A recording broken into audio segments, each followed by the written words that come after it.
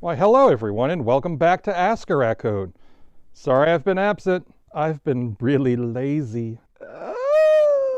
And it was good enough that I let enough questions pile up so I could do some rapid fire. So we've got a lot of questions. We're going to try to get through them, and you'll see some more regular posts coming up. Let's get to the questions. This week we have another question from Hogo Cat. Hola Hogo, ¿cómo estás? Hogo says, I haven't seen your videos in a long time.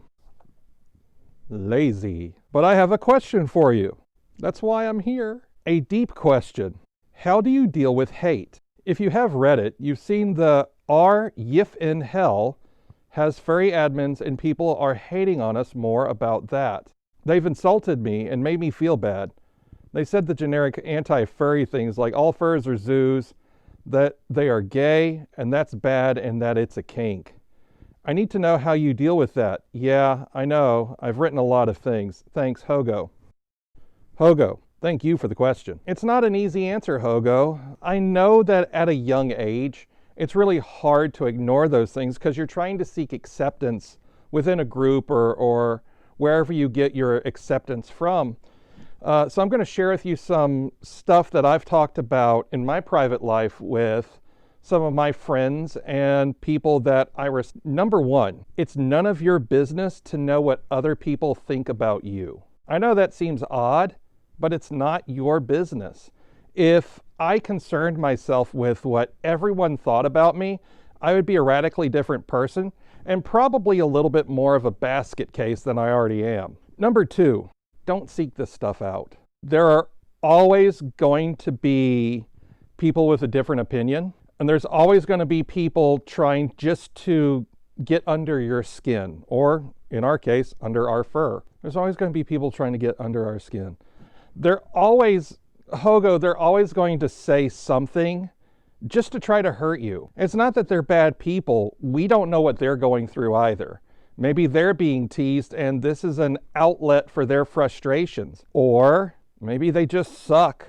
Who knows? Hogo, don't go look for this. You're going to find nothing but heartache and headache looking for this. And Reddit is one of those places where they can say stuff that is inflammatory. They can say that we're gay. And they can say whatever they want. It's the internet. That's the wonderful thing about being a keyboard jockey. At the start of the internet, Hogo, we had no idea, before there was YouTube and before there was internet video, we had no idea who was behind these things. And people still utilize that privilege to their advantage. So anonymity allows us to say a lot of things that are hurtful because there's no consequences. And as long as we're giving people the ability to hurt us that have no consequences, we're going to be in for a very, very long ride. I just wouldn't give them the time of day.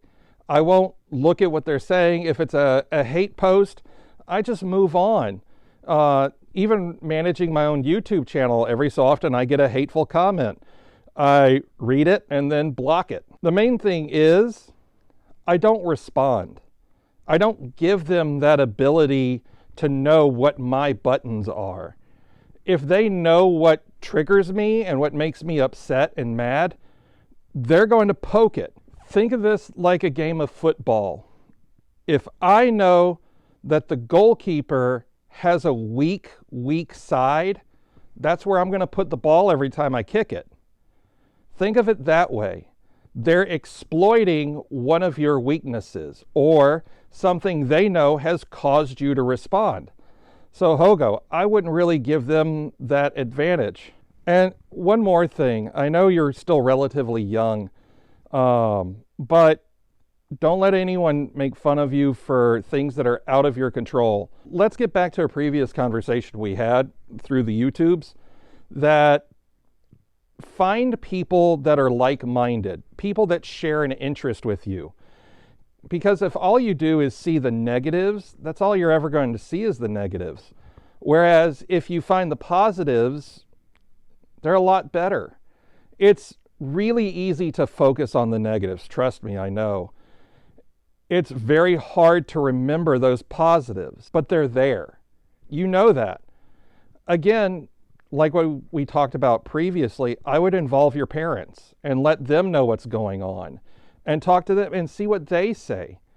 I'm sure that they're very wise and knowledgeable about what's happened to them in the past. Maybe your father's had something that happened to him and he can share that with you, or your mother, or maybe even a grandparent or a good friend that they felt bad about something that they liked. When I was in high school, I got teased a lot because I liked ice hockey, of all things. Really, I got teased from freshman year to senior year, which would have been grade 8 to grade 12, because I liked ice hockey, not football, not baseball, not soccer, because I liked ice hockey. Of all things, I got teased because I liked ice hockey. And that's because I let my bullies know that that was a button. So after that, I learned to hide certain things. Another thing too, Hogo, you don't have to share everything with everyone. No one needs to know your private business. No one needs to know what you're like at home. A lot of people don't know about this in my personal life. Up until recently, none of my coworkers knew what I did for fun.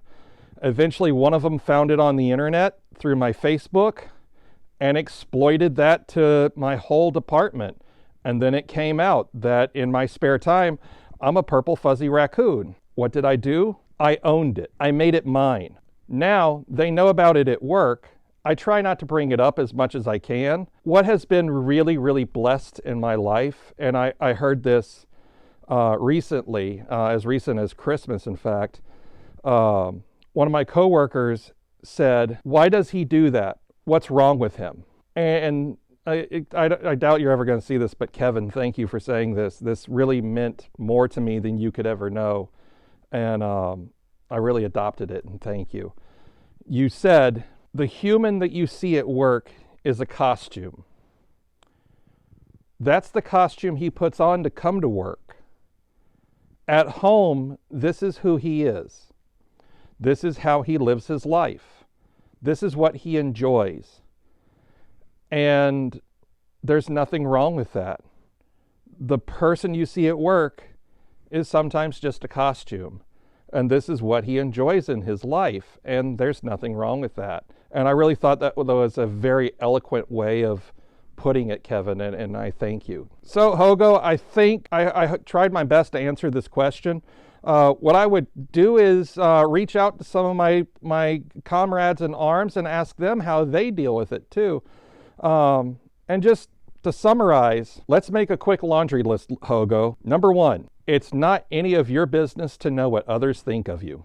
Number 2, some people are just assholes. And number 3, don't go seek it out. Don't give them power. Hogo, I look forward to going through your trash later. I would like to give a very special thank you to Marika Watson of the Rocket City Trash Pandas for helping me acquire a custom jersey with my number on it, number 36. This is one of the home uniforms for the Rocket City Trash Pandas. Hopefully, Sprocket, I'll get to see you in person sometime soon. Get ready. We're going to do some batting practice. If I can get it past home plate, I'm doing good. Thanks everyone for tuning in. Again, we're going to be getting to stickers sometime in the near future and start sending those out. Be sure to watch my Twitter, both at Star the Raccoon and at Ask a Raccoon, or just send me a question and I'll get back to you and see where it goes. Until next time, have a great day.